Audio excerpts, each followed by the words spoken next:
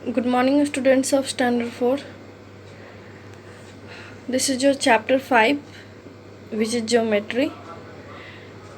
हम लोग पिछले वीडियोज में भी ज्योमेट्री के बारे में पढ़े थे और कुछ टॉपिक ही क्लियर किए थे, मतलब कुछ एक्सरसाइज ही क्लियर किए थे। आज हम लोग बाकी बचे हुए एक्सरसाइज को कंप्लीट करेंगे, जिसमें हमारा नेक्स्ट टॉपिक था एंगल्स। एंगल्स के बारे में मैंने आपको बोला था कि आप इसको रीड कीजिएगा, समझिएगा, तभी जब मैं आपको बताऊंगी तो आपको समझ में आएगा। अगर आपने रीड नहीं किया है तो फिर आपको समझ में नहीं आने वाला है।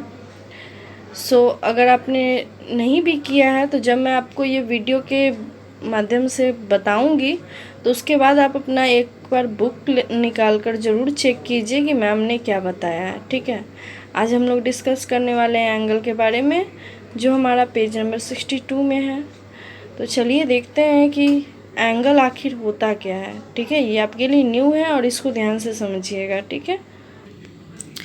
When two rays start from the same point, an angle is formed. जब दो रेज मतलब कि दो लाइन आप यहाँ समझ सकते हो। ठीक है, दो लाइन जब एक ही पॉइंट से स्टार्ट होते हैं तो वहाँ पे एक एंगल बनता है। जैसा कि आप यहाँ देख रहे हो ना कि ये दो लाइन जो है एक ही जगह से स्टार्ट किया गया, तो यहाँ एक एंगल बन रहा है, यहाँ भी एक एंगल बन रहा है। ठीक है, in other word to rays the having the same end point from form angle, और दो रेज का सेम पॉइंट जो होता है वो एंगल बनाता है।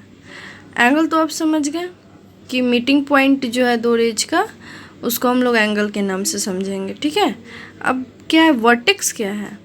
तो वर्टेक्स जो है वो कॉमन पॉइंट को बोलेंगे। ठीक है, the common point is called the vertex. यहाँ आप देखिए, यहाँ आपको बताया गया है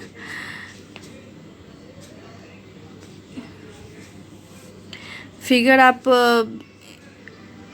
देख रहे हो ए बी सी में, जहाँ पे given figure A is the vertex.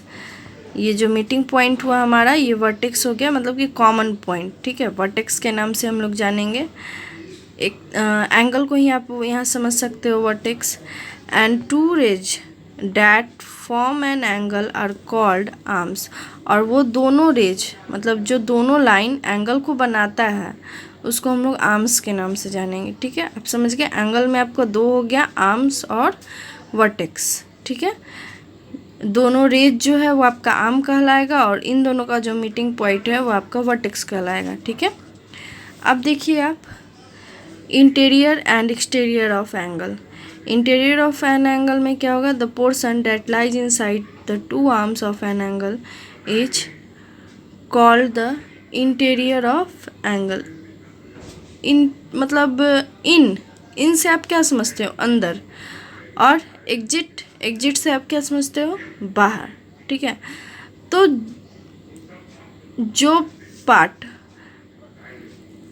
Arms के अंदर का शो करता है, ठीक है, आर्म्स के अंदर का एंगल को शो करता है, वो हमारा इंटीरियर ऑफ एंगल कहलाता है। जैसे कि आप यहाँ देख रहे हो, ये पार्ट है, ये हमारा इंटीरियर होगा। ठीक है, ये पूरा पार्ट है ना, इस पूरे पार्ट में ये जो है हमारा इंटीरियर कहलाएगा। और एक्सटीरियर क्या हो जाएगा, the portion that lies outside the two arms of the angle is called the exterior of angle, और जो दोनों आर्म्स के बाहरी का जो डिस्टेंस है उसको हम लोग एक्सटीरियर के नाम से जानेंगे और ई के नाम से डिनोट करेंगे। ठीक है, आप देख लीजिए कि यहाँ पे इंटीरियर के लिए पी को डिनोट किया गया है और एक्सटीरियर के लिए ई को डिनोट किया गया है। ठीक है, अब देखिए, ये जो है आपका, ये आपको बताया गया है कि आप किस तरीके से प्रोटेक्टर के थ्रू आप किसी भी एंगल का मेजर कर सकते हो। ठीक है, यहाँ आप देख रहे हो, measuring of an angle depend upon the gap between it arms, the unit for measuring angle is degree.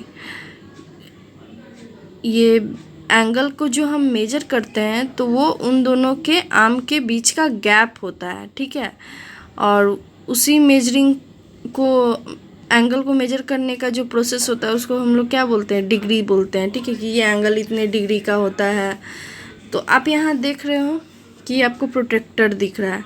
तो प्रोटेक्टर में आप यहाँ से स्टार्टिंग देखोगे तो 0, 10, 20, 30, 40, 50, 60, 70, 80, 90 इसी तरीके से आगे बढ़ता गया है। तो प्रोटेक्टर में आपको जब भी एंगल बनाने बोला जाएगा तो आप क्या करोगे, आप प्रोटेक्टर को रख दोगे, ठीक है। जैसे आप यहाँ देख रहे हो कि प्रोटेक्टर रख दिया गया। अगर आपको बोला गया कि आपको 30 डिग्री का एंगल बनाना है, ठीक है, तो आपको यहाँ से यहाँ वाले एंगल से स्टार्ट करना है, ठीक है। 30 डिग्री के आप एंगल पे जाओगे, ये आप देख रहे हो यहाँ 30 डिग्री का एंगल है ना। तो यहाँ पे जाके ये जो सीधा लाइन देख रहे हैं यहाँ आप एक डॉट दोगे, पहले ये लाइन आप डाल दोगे, ठीक है। और उसके बाद यहाँ एंगल प्रोटेक्टर से मेजर करके 30 के पास जाके आप एक लाइन दोगे और लाइन देने के बाद प्रोटेक्टर को हटाओगे और यहाँ से जाकर स्केल की मदद से इसको मैच कर दोगे, ठीक है।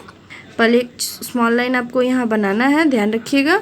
उसके बाद जितने डिग्री का एंगल बोला जाएगा उसको वहाँ रखना है प्रोटेक्टर को और पॉइंट लगाना है जितने डिग्री का एंगल बोला जाएगा। उसके बाद आपको स्केल से उसको हटा के मिला लेना है, ठीक है। अगर 5 बोला गया तो 35 हो गया तो यहाँ से आप 5 काउंट कर दोगे लाइन, 1 2 3 4 5। तो 5 आपका यहाँ बन रहा है, तो ये 35 डिग्री के पास आप जाके मिलाओगे। ध्यान रखिएगा बिना पॉइंट के आप नहीं बनाइएगा। अब चलिए अब हम देखते हैं कि इससे रिलेटेड हमारा चैप्टर क्या है। तो नेम द एंगल्स, ये एंगल्स का आपको नेम देना है। तो आपको क्या करना है, प्रोटेक्टर का यूज करना है और प्रोटेक्टर का यूज करके मेजर करना है कि ये कितने डिग्री का एंगल है और फिर आपको ये लिखना है, ठीक है। याद रखिएगा प्रोटेक्टर को आप रख दीजिएगा इसके ऊपर और मेजर कीजिएगा कि ये कितने डिग्री का एंगल है, ठीक है। नेक्स्ट आप देखिएगा क्या है यहाँ, in the given figure name the angle, vertex और आर्म। एंगल यहाँ तो आपका क्या हो जाएगा, POQ। एंगल क्या होगा आपका, POQ। आर्म क्या होगा, O, ठीक है। आर्म वर्टेक्स क्या होगा आपका, O और आर्म हो जाएगा PO और OQ, ठीक है। ध्यान रखिए एंगल हो जाएगा आपका POQ और वर्टेक्स होगा आपका O और एंगल जो हो जाएगा, ये आर्म्स जो होगा वो PO और OQ हो जाएगा।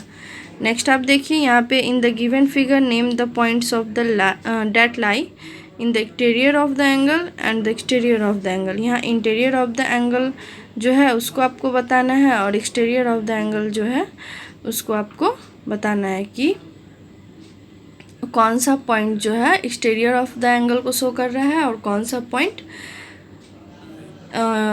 इंटीरियर ऑफ एंगल को शो कर रहा है। तो आपको मैंने बताया है कि किस चीज़ से हम लोग डिनोट करते हैं, वो आपको करना है, ठीक है। अब नेक्स्ट आप देखिए यहाँ पे सेम प्रोसेस, प्रोटेक्टर का यूज करना है और आपको यहाँ पे बताना है कि ये कितने डिग्री का एंगल है, ठीक है। नेक्स्ट जो मैंने आपको बताया कि एक लाइन डालना है आपको और प्रोटेक्टर फिर उसके ऊपर रखना है लाइन के ऊपर और फिर मेजर करना है। आप यहाँ देख रहे 25, तो आप 30 के बीच, 30 और 20 के बीच वाला जो लाइन होगा उसको आप डॉट दोगे और फिर स्केल से मेजर करोगे, ठीक है। जैसा कि आप यहाँ देख रहे हो ना, तो यहाँ आपका 30 दिख रहा है और यहाँ 20 दिख रहा है। 30 और 20 के बीच में कौन सा लाइन है, ये है। तो आप इसको यहाँ रख के दोनों को मेजर कर सकते हो, ठीक है। ये आपका 25 डिग्री का बन जाएगा। उसी तरीके से 120 जहाँ होगा तो 120 कीजिएगा, जहाँ 90 होगा वहाँ 90 डिग्री कीजिएगा। अब टाइप्स ऑफ एंगल देखिए, यहाँ एक्टिव एंगल है, सॉरी एक्यूट एंगल है। एक्यूट एंगल किसको बोलते हैं, an angle whose measure is more than 0 but less than 90 degree is called an acute angle. Acute angle उसको बोलते हैं जो 0 डिग्री से ज़्यादा होता है बट 90 डिग्री से कम होता है, ठीक है। जैसे मैं आप यहाँ देख सकते हो CBA 45 डिग्री, ये 90 डिग्री से कम है, ठीक है। 45, 75 ये सब जो है वो 90 डिग्री से कम है, ठीक है। अब देख रहे हो आप राइट एंगल। राइट एंगल क्या होता है, तो an angle whose measure is 90 degree is called right angle. एक ऐसा एंगल जिसका मेजर करने पे 90 डिग्री आएगा वो आपका राइट एंगल होगा, ठीक है। अब नेक्स्ट देख लीजिए, नेक्स्ट क्या है, ऑब्ट्यूज एंगल। ऑब्ट्यूज एंगल में क्या होगा, an angle whose measure is more than 90 but less than 180 degree is called an obtuse angle. Obtuse angle जो है 90 डिग्री से ज़्यादा होगा और 180 डिग्री से कम होगा। अब स्ट्रेट एंगल क्या है, an angle whose measure is 180 degree is called straight angle, और जिसको मेजर करने पे आपका 180 डिग्री आएगा वो आपका स्ट्रेट एंगल होगा। रिफ्लेक्स एंगल, रिफ्लेक्स एंगल में क्या होगा, an angle whose measure is more than 180 degree but less than 360 degree is called reflex angle. Reflex angle में आपका मेजर करने पे 180 डिग्री से ज़्यादा आएगा बट 360 डिग्री से कम आएगा। ध्यान दीजिएगा कि सब में एग्जाम्पल दिया गया है, तो इसको आप ज़रूर देखिएगा, ठीक है। अब है कंप्लीट एंगल, तो कंप्लीट एंगल आपका प्रॉपर 360 डिग्री का होगा। An angle whose measure is 360 degree is called complete angle, ठीक है। तो अब इसी से रिलेटेड आप एक्सरसाइज देख लीजिए 5.4 जो है हमारा, measure and name the following angles. यहाँ पे आप मेजर कीजिए ये कौन सा एंगल है और उसका नेम लिखिएगा, ठीक है। जैसा कि आप अगर इसको मेजर करोगे तो ये आपका 90 डिग्री से कम आएगा, और ये जितना डिग्री है उसको आपको यहाँ शो भी करना है और उसका नेम भी लिखना है कि ये कौन सा एंगल है, एक्यूट एंगल है या फिर राइट एंगल है, कौन सा एंगल है उसको आपको शो करना है, ठीक है। अब देखिए ये आप क्लोज्ड एंड ओपन फिगर, आज मैं इसको नहीं बताऊंगी, इसको आपको नेक्स्ट वीडियोज़ में मैं बताऊंगी, लेकिन इससे पहले आपको इसको रीड ज़रूर करना है, क्योंकि अगर आप नहीं रीड करते हो तो आपको कुछ भी समझ में नहीं आने वाला है। सो आपसे मैं रिक्वेस्ट ही कर सकती हूँ कि आप ज़रूर रीड कीजिए, किसी भी टॉपिक को जानने से पहले उसको रीड ज़रूर कीजिए। आज के लिए इतना ही, थैंक यू।